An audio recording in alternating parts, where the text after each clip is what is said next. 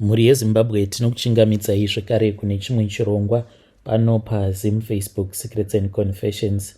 Tadzoka zvekare nemamwe mamessages. Rekedzai tibva tapinda mumamessages edu atadzoka takakubatirai. Message yedu yekutanga yakamira sekudai so. Hanzi, mukoma muri sei? Inini ndiri wevamwe vanoverengwa apo panoverengwa vanhu vanenge vaine mari dzavo. Ndauya pano ndiine nyaya yangu. Handisi kuganza kwete, asi hanzi kaupenyu kemari unenge uchiita sekunge unodadira vanhu. Kunyange ukakosora kamukosorero kacho unoita sekunge uri kukosora uchidada. Ndokusaka ndisingawirirani nehama dzangu nekuti vane slavery mentality, vanofunga sevarombo. Saka zvinonetsa kuti tinge tichizodyidzana nevanhu vakadaro. Mufana wangu Nashi, kana ukarara muimba yandinorara, unokanganwa kurivara kuti wakarara mumba memunhu anoshandisawo mishonga mumabhizinesis ake. Ndine nyoka yangu iyo yandakapiwawo nevamwe tateguru avo vaipota vachindibatsira vakazoshayika zvavo. Vainge vaine mwoyo une rudo uye zvekare vainge vachindifarira tateguru ivavo, asi pari zvino ndinobetserwa nemwana wavo. Ndiri murume uye zvekare ndine mabhizinesis avo akasiyana siyana. Pari zvino ndiri kumbomanyidzana nechimuti chemaguest house nekuti ndo kune mari ikoko, uye zvekare ndinoitawo zvekuhodhesera vanhu maputi. Izvi ndo zvimaside hustle. Nditori nezvemabhizinesis zvakasiyana siyana. Saka kumabhizinesi kwangu uko kumaguest house ndine vamwe vashandi vangu avo vanondishandira, vanoziva kuti mari yedu inobva pai, vandinobhadhara kudarika vamwe vose avo vanoshanda mumabhizinesis angu, nekuda kwekuti ndivo vanoziva sikreti yose. Saka zvazvinoita mukoma ndezvekuti mukurarama unenge uine zvimwe zvimabhindauko zvako zvinombopota zvichimbodhakwa. Zvino kana zvadhakwa zvinenge zvichida kuti unge uchizopota uchitsvakawo mubatsiri uyo wekuti kana akauya akakubetsera zvinhu zvako zvinotanga kufamba negwara rakanaka. Vashandi vangu ava vanouya kumba kwangu, ndobva ndachizovapa mvura iyo yandinopiwa nevakomana vamwe vakangosiyana siyana. Ndine 5 guys vanoshanda kumamochwari akasiyana, vanopota vachindipa mvura dziya dzavanoshandisa pakunogeza zvetuna. Saka mvura idzodzo ndo dzatinoshandisa kuri kuklina mumarooms edu ekumaguest house. Vamwe vashandi havatozvizivi kuti dzimwe nguva apo pavanonzi endai munomopa room yakati, torai mvura iyo iri mumabhaketi, vanenge vachitotora mvura iyo inenge yakashandisiwa pakunogezwa kwezvituna. Nekuti nyika yedu iyi inotoda kutoti unge uchiwana zvinhu zvaunoshandisa mumabhizinesis, nekuti kana ukangova munhu wekuti unenge uchingorana bhizinesi usina pamwe paunenge wakatsika, haumbofi wakaita mari, unongokuvara nekushandira vamwe vana vevanhu mahara. I used to be a hustler. Ipapo ndaita basa rekutengesa nhumbi, asi ndega ndakazosvika pakuzviona kuti zvose izvi zvandainge ndichiita zvainge zvisitomborina kana maturo. Kumusha ndinobva kumberengwa, ndichitaura nhau yekumberengwa dzimwe nguva mwoyo wangu unomborwadza. Ndinobatikana kana ndikatanga kufunga vamwe mukoma vangu variko kumberengwa uko. He is one amongst 2 of my cousin brothers, avo vandakasarudza kuti vanofanira kuti vange vachizopenga. Saka ndakanzi ndinofanira kuti ndige ndichizosarudza 2 kana 3 vanobva kudzinza rekwedu vandaifanira kuti ndige ndichizopengesa, kuitira kuti kuno kuHarare mhuri yangu inge ichizokwanisa kudya ichiguta. Saka mukoma vamwe vacho ndo vanonyanyisa kupenga zvekuti vachifamba vanenge vachiona sekunge miti yavanenge vachitaura nayo inenge isiri miti asi vanenge vari vanhu. Vanozoti zvino kana vakazosvika panenge paine vanhu vanenge vava kuona sekunge vanhu vaya ndo vanenge vava miti, kutotanga kutoposhera vanhu nematombo. Vanopenga. Saka kupenga kwavanenge vachiita ndo zvinoita kuti iniwo kuno kuHarare ndinge ndichiwana mari, macustomers kumabookings kwangu, uye zvekare nekuti mhuri yangu inge ichizodya ichiguta. Saka kumaguest house kwangu kunongogara kwakati mako kuzara nevanhu uye zvekare vose avo vanouya kumaguest house kwangu vanogumisidzira vabatwa nemweya wechihure. Unokwanisa kutongodarika nekuguest house kwangu uchitongodawo kutongozvirarirawo zvako, but uchibudamo murumu umo maunenge wakarara unodhonzana nedzimwe mhepo dzechihure, zvekuti kunyange zvikanzi unenge uri mufundisi unozogumisidzira wava kutoita zvekutohura, nekuti mamwe mapilo zvatinowanzokumaita mapilo awa, kana vamwe vanondishandira ndikavapa maofu ndinotoenda kuya nemudzimai wangu nevaya avo vanondishandira, tobva tatora madhishi edu eplastic, tobva tatora mapilo, tobva tamasoka mumvura iyo yandinenge ndabva mukutenga, tozanganisa nemvura yemuboho. Saka tinobva tachizosoka mapilo tobva tamaomesa zvedu tomadzosera mumarumu akasiyana-siyana. Saka uyo anenge azorara akatsamhira pilo iyoyo anogumisidzira ava kutevererwa nemweya yevanhu vakafa, zvekuti anenge ava kungoraramira, kana ari munhurume achingoraramira vanhukadzi achidyiwa zvekuti bhe, kana kuri kunzi anenge ariwo munhukadzi zviya zvekuti vanhu vanokwanisa kusvika pakumubvunza kuti saka uri kumbohurirei zvako nhai, nekuti anenge achingohura nevarume vevanhu nevamwe vanenge vasiri varume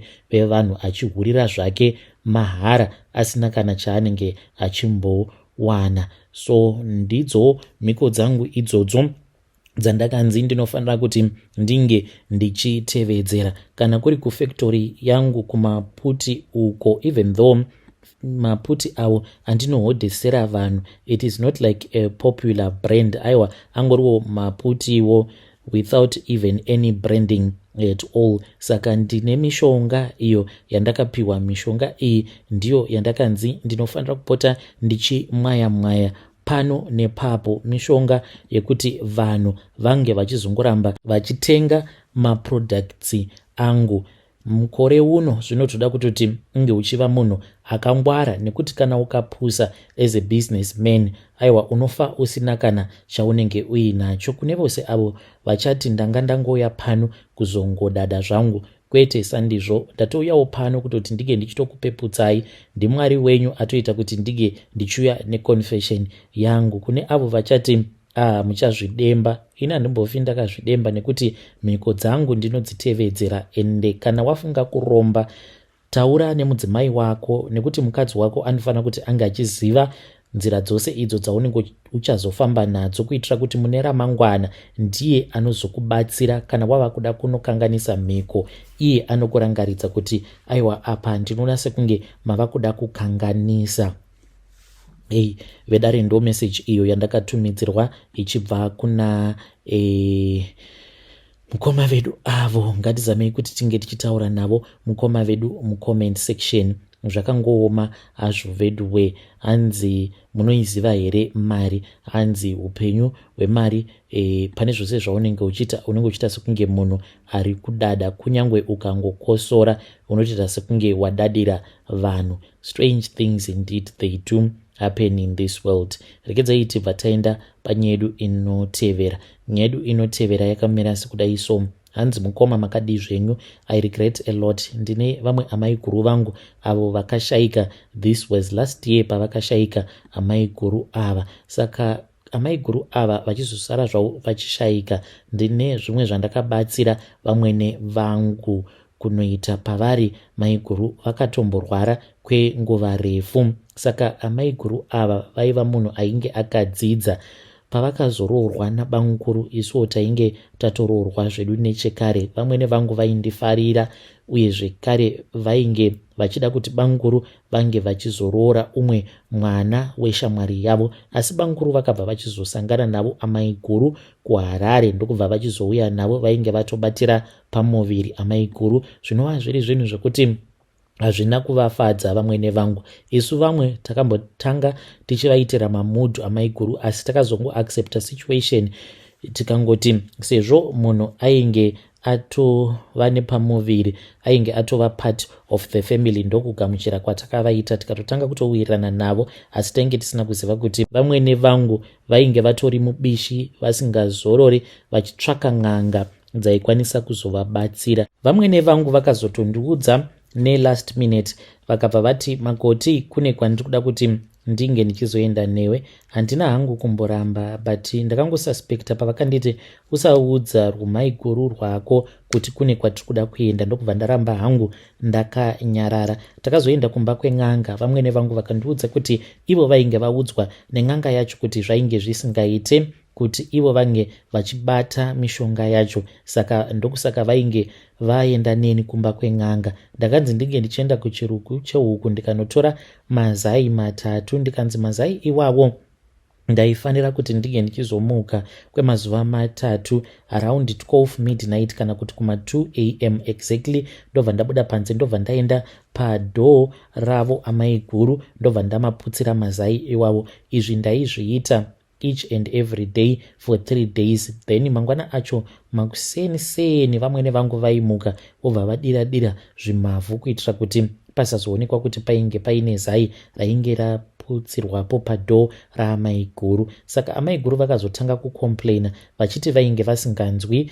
zvakanaka. Kubva ipapo vakazongova munhu wekuti vainge vachirwara zvisingaiti, vakambotodzoserwa kumusha kwavo vava kuita sekunge munhu ainge ava kupenga. Saka amai guru ava vakazorwara kwenguva yakareba mukoma, ndokubva vachizoshayika zvavo. I feel very guilty nekuda kwezvose izvo zvandakanzi ndinge ndichiita navamwene vangu, nekuti ndakashandisiwa. Ende iko zvino ndinonzwa ndichitya kuti kana kuri kunzi mweya wavo ivo amai guru kana ukazomuka, zvino ndichazoita sei? Nekuti ndichangobatwa ndirini nemhosva yekuti ndakaenda ndikanoputsira mazai kwemazuva 3 padhoo ravo amai guru. Kana mukaposta nyaya yangu ndisivhiseiwo, ndichange ndichizotevererawo ndiri mucomment section. Ndainge ndichida kumboudza murume wangu, but mushure mekunge ndabvunza vamwene kuti ndomuudza here murume wangu, vakanditi kwete, usamuudza, chingoramba wakanyarara. But ndiri kutya, ndoda kungobvunza kubva kwamuri mukoma kuti ndikaramba ndakanyarara mangwana, ivo vamwene vangu havazorambi here vakazoti kwandiri, iwewe kana wakangoroya munhu wako chiregedza kupinza zita rangu. Ndinokumbirawo advice please muri yeZimbabwe. Vedare ndo message iyo yandakatumidzirwa ichibva kuna vanzvadzi vedu. Ngatizamei kuti tinge tichitaura navo vanzvadzi vedu ava mucomment section. Strange things indeed they do happen in this world. Maonero angu sisi ndeyekuti kana imimi mukaramba makanyarara mune ramangwana, kana kuri kuzonzi vanhu vakafamba vanokwanisa kuzongobata imimi, ende ipapo zvinhu zvinokwanisa kana kuzotongokuomerai. Ndinoona sekunge kana mukaudza hama dzenyu, then muudzawo at least kana hama dzemurume wenyu kuti ndo zvakaitika, kuitira mangwana zvinenge zviri nani nyaya idzi padzinozobvondoka. Ngatizamei kuti tinge tichitaura navo vanzvadzi vedu ava mucomment section.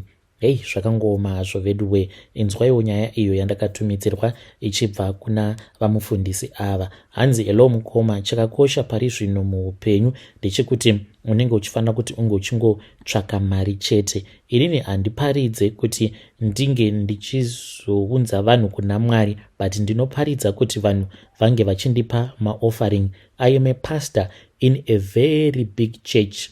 Ende ndichitobva kuuniversity ndichizosarudza kuenda kuBible College, ndakatozviitira because of a reason. Chakanakira upasta ndechekuti une mabusiness connections. Vana vose vesangano vanenge vaine mabusinesses avo avanenge vachida kutanga vanouya kwauri wokubvunza, then kana kuri kunzi unenge wakangwara iwewe paanenge achiri kutanga business rake wobva watoita kuti unge uchitova part of that business kunyange usina kana sent raunenge wamboshandisa. Ndine mabusinesses akawanda zvokuti I am a director in so many companies, but ndisina kana sent randakambobvisa, uye zvekare I don't even do the day-to-day runnings. Changu chete ndechekuti ndinongodya mari. I am not a pastor and I am not ashamed. I am a businessman.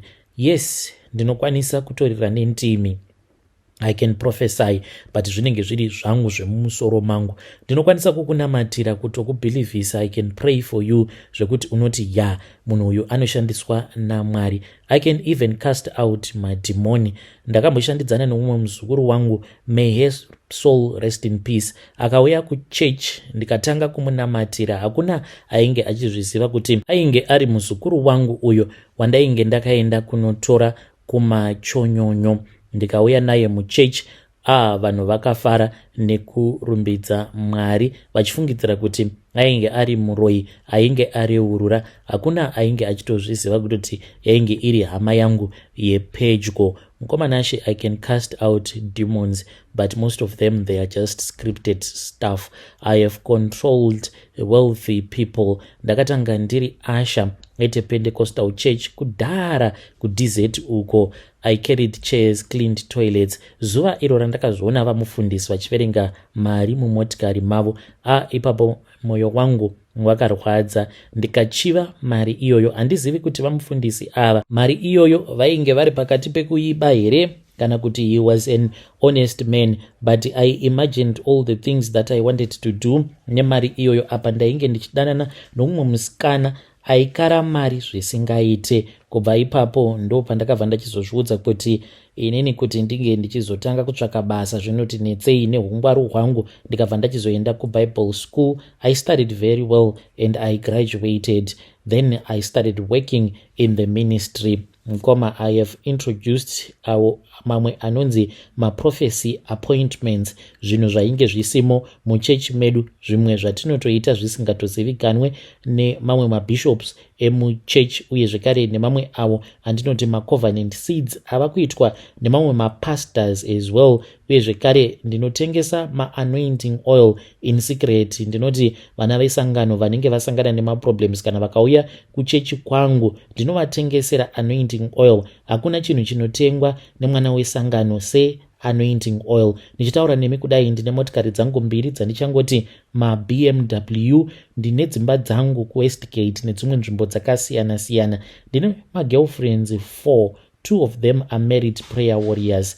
A healing room umo mandinorara nevakadzi vevanhu. My wife, she left me spiritually years ago. She sleeps in another bedroom, but nekuda kwekuti ndine mari mukoma ndakamuvhurira boutique. Mukadzi ambofi akakuramba kana kuri kunzi unenge uine mari dzako. Saka most of the times what I do mukoma ndinoita yandinoti remix TikTok preachers. Kana ndikanzwa vamakandiwa vaine vhangeri ravo ndinongoriba ndobva ndatongoenda naro kuchechi kwedu, nekuti ndinoziva kuti vanhu vazhinji zvemaTikTok havatombozvifarire. Sometimes I steal content from Nigerian pastors and then I add my own Zimbabwean context to it to sound deep and real. Ende vanhu pavanenge vava kuchema vachidonha, do you know kuti kana mukanyatsokunamata kunyange zvichinzi munenge musina kana umwari muchechi, with that excitement some people they can even see visions, zvinhu zvinenge zvisitomboriko zvachose. Ndiri chidhakwa chekupedzisira, chinhu chandakazongoona kuti ndaifanira kuti ndike ndichisiyana nacho, fodya. Mushure mekunge rimwe zuva ndakati ndabuda panze ndarohwa nechikara ndikapotsa, ndabatwa neumwe mukadzi ndichisvuta fodya, ndopa ndakabva ndachizosiyana nazvo. There is no Holy Spirit in my heart. I have not prayed in 6 years. Andityi Mwari. I don't fear God. I would rather fear being broke than to fear God. Nekuti chakanakira kusatya Mwari. Nhasi uno ndinokwanisa kungoti Mwari handikutyi, then kana ndava kuda kunofa ndobva ndakumbira hangu ruregerero. Rimwe rinenge rakatambura kweupenyu hwaro hwose roenda kugehena. Isu vamwe tinenge takadya nyika rutivi tongoti Mwari ndiregererei on my deathbed, zvobva zvatoringana. In my heart vose avo vanounzwa chegumi muchechi ndinotongovanzwira tsitsi, nekuti imari idzo dzandinozoshandisa hangu dzimwe dzandisingazosvitsi kuna sekretari. My final word, kana muchida kuziva chokwadi, church is like a stage. Hakuna Mwari. And avo vanoenda kuchurch, if you check them, varombo vekupedzisira, havana kana chavanenge vainacho. Apo paunenge uchiti amen, inini ndinenge ndichitocalculate kuti asi nhingi angava aine mari muhandbag make whilst you are fasting for 21 days. Ndinenge ndichidya awo anonzi maprawns. Makambodya maprawns here brother Nashi? Ndo atinodya madinga ari pamutsanyo. When you say man of God help me, ndinotongokubvunza kuti help you, I don't have money, you just helped me to buy my new suit. Handizivi kuti ndakapedzera kupinda mushopu ndichitenga sutu nemari yangu rini. Aiwa, ndinongotenga nemari dzevana vesangano. Hey, vedare ndo message iyo yandakatumidzirwa ichibva kuna vamufundisi avo. Zvechokwadi nyika iri kuenda kumagumo. Zvakangoma hazvo veduwe.